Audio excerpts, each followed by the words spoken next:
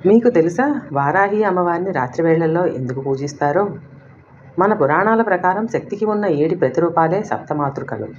వీరు బ్రాహ్మి, మాహేశ్వరి, కౌమారి, వైష్ణవి, వారాహి, ఇంద్రాణి, చాముండి.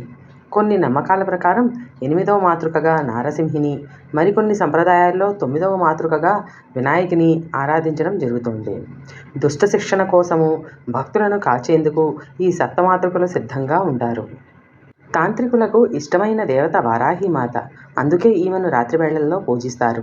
వారాహిమాత ముఖ్య దేవతగా ప్రతిష్ఠించిన కొన్ని ఆలయాల్లో దర్శనం సైతం రాత్రి వేళల్లోనూ, తెల్లవారుజామునో మాత్రమే ఉంటుంది.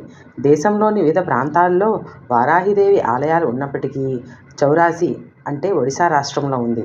వారణాసి, మైలాపూర్లలో ఉన్న వారాహి ఆలయాలకు ప్రాధాన్యత ఎక్కువ. లలితాదేవికి సైన్యాధిపతిగా వారాహిదేవిని వర్ణిస్తారు. అందుకే వారాహిదేవి ప్రస్తావన లలితా సహస్రనామంలో కూడా కనిపిస్తుంది. ఆ లలితాదేవి తరపున పోరాడేందుకే కాదు, భక్తులకు అండగా ఉండేందుకు కూడా ఒక గొప్ప యోధురాలిగా నిలుస్తుంది వారాహి.